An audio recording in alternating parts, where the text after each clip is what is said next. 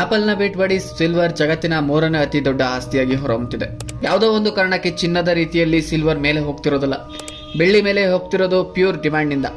ಬನ್ನಿ ಒಂದು ಎಕ್ಸಾಂಪಲ್ ಮೂಲಕ ತಿಳ್ಕೊಳ್ಳೋಣ.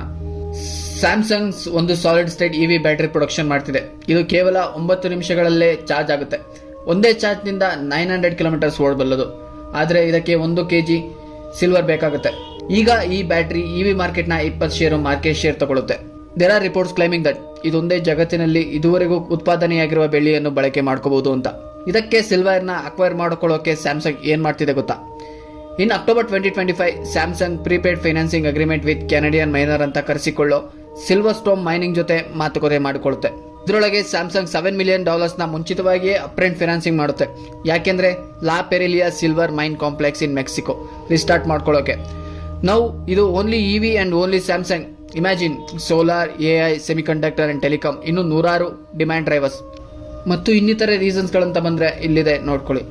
ನೀವು ಕೂಡ ಸಿಲ್ವರ್ ETF ನಲ್ಲಿ ಮತ್ತು ಫಿಸಿಕಲ್ ಸಿಲ್ವರ್ ಮೇಲೆ ಇನ್ವೆಸ್ಟ್ ಮಾಡಿದ್ದೀರಾ? ದಯವಿಟ್ಟು ಕಾಮೆಂಟ್ ಮಾಡಿ ತಿಳಿಸಿ.